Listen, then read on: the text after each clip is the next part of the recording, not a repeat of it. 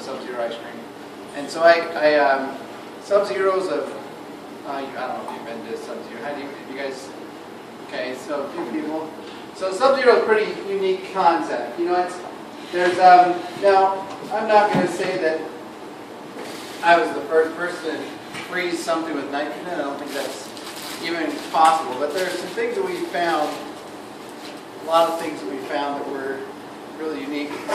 Part of it is the business itself. The business itself is to manage nitrogen and make sure that that cost is not running over is really difficult to do. And to kind of give you an idea, if I were to go down to the store and buy some nitrogen about this month, and if I wasn't buying it regularly, they would charge me $10 a liter. Now that's 50 liters, so that would be $500 for that tank.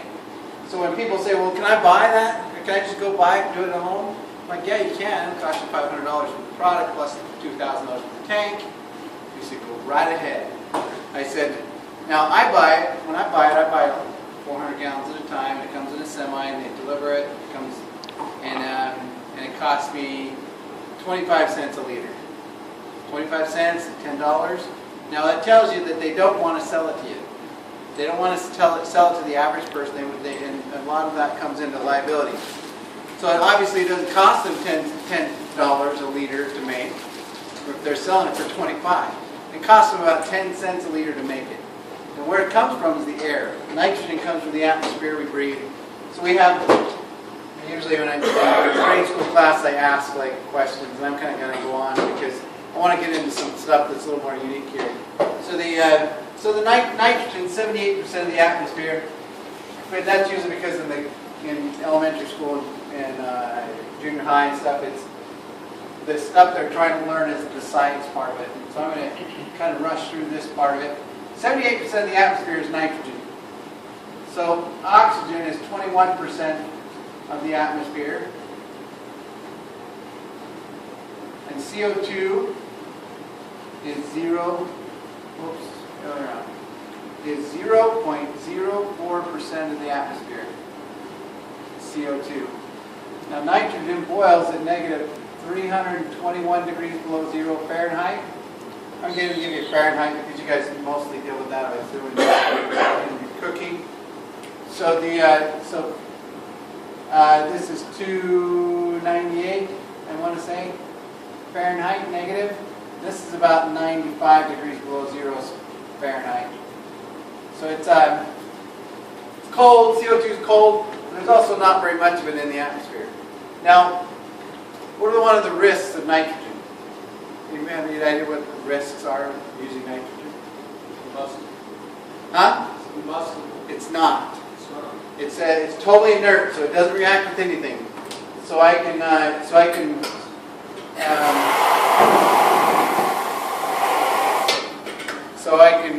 put it over a flame, it'll actually put it out.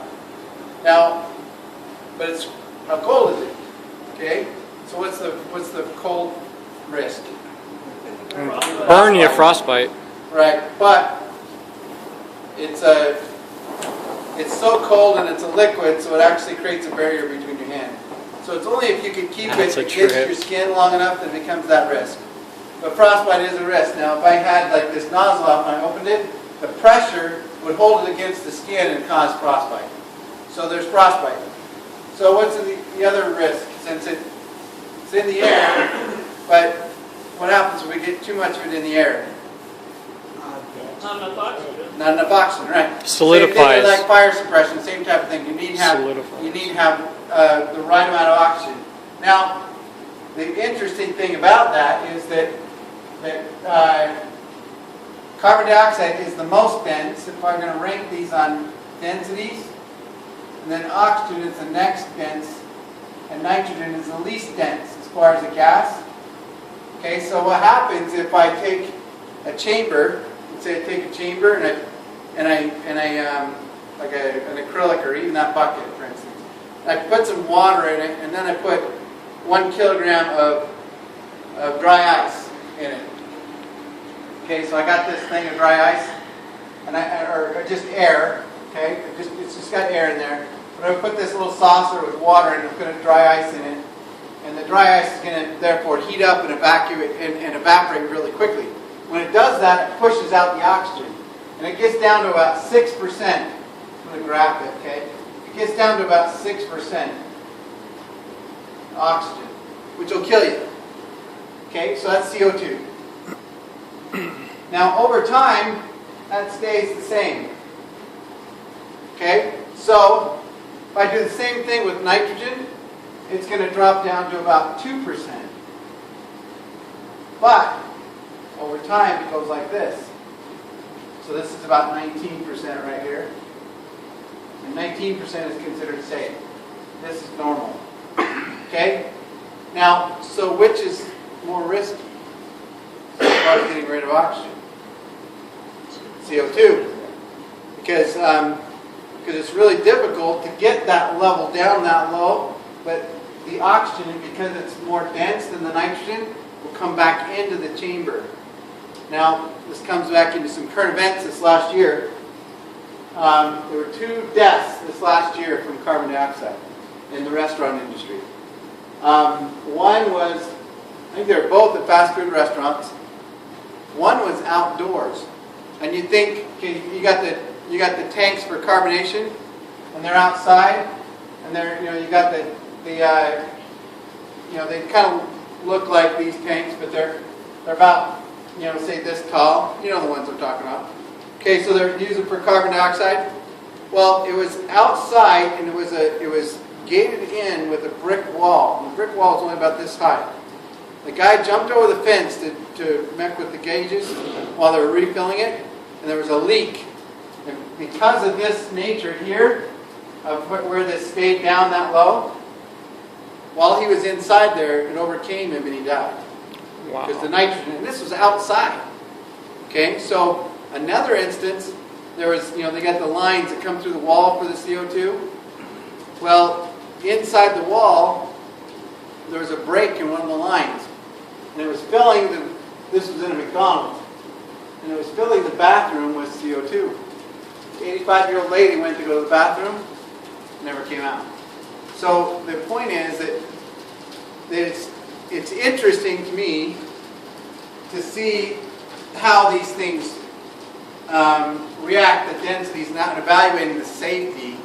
And these are real-world experiences or things that have happened recently when it came to even just CO2. It's something that's very common.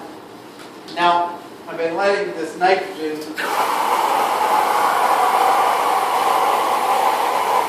boil a little bit in here. And you see that it's starting to drip on the bottom. And that dripping on the bottom is liquid oxygen. So one of the other dangers of oxygen is the fact that it is combustible. It'll cause combustion happens. It'll cause flames to get bigger. Now, does it sting a little bit? Yeah, it's cold. Yeah, so it's about 300 degrees below zero, so it's really cold. You can stick your hand, and I'll come around and let everybody stick their hand in it.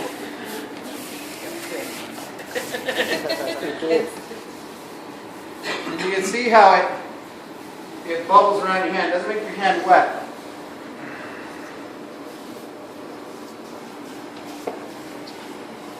Now, they use nitrogen. One of the uses they use for nitrogen for is for a lot of work for food processing. I almost said word processing, but that's different. But food processing, because food processing, you pull the, you guys know about IFQ, individual frozen quantities. When it comes out of the fields, the vegetables and the fruits, the best time to have them is when they're ripe. So what they do is they'll freeze it with nitrogen to lock in to get it really cold fast, and lock in the texture and the shape of the berries or the vegetable. And so I tend to like to use individual frozen quantity because it's picked at the time it's fresh. And therefore it's going to have better flavor no matter what time of year you're using. Now for our purposes, it's nice to have it look good, and have it be real pretty, but it's more important to have the flavor. So it's because we're putting it in the product. Now, they use that for, chicken too, because they'll spray it with a little bit of water, put it on the conveyor belt, spray it with nitrogen, it creates a shell, and then it goes, a hard water shell, and so then it'll go into the freezer and they don't stick together, the pieces don't stick together. So the next thing I want to talk about is water crystals. Now, water crystals are particularly important for our purposes with ice cream because the number one ingredient in water is, or in ice cream mix, is water. So the first ingredient is milk. Milk is mostly water. So if you know anything about water or milk, like a full fat milk is only 3% butter fat. This is about a 3% butter fat, but yet there's other things in it like sugar, whey. There's no dude, but just kidding, because that's my really bad joke. No whey dude. There's anyway.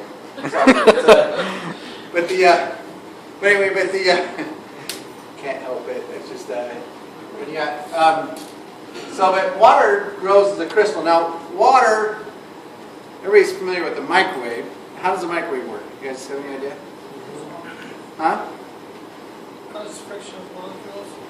Particularly water. So water, every molecule, one thing I graduated in chemistry, one thing I did is I studied, I worked for a professor and I did, what was it, molecular modeling. So it's theoretical chemistry. So with the assumption that everything has a vibration. All molecules have a vibration. So if we have a water molecule and it's like this, and you got two hydrogens, then these bonds have a certain distance and they also have a certain vibration, but they also spin in a certain spin pattern. And so if I had a methane molecule, for instance, or something a little bit bigger, each one of those bonds would have a certain spin pattern and a certain vibration. Now I can get those to vibrate faster or slower, and they would also vibrate this way as well as this way. And so so you're going to have some vibration. Now as those molecules vibrate faster, so you're exactly right, they have a friction between the molecules. So what they found is that back when they were doing radar research for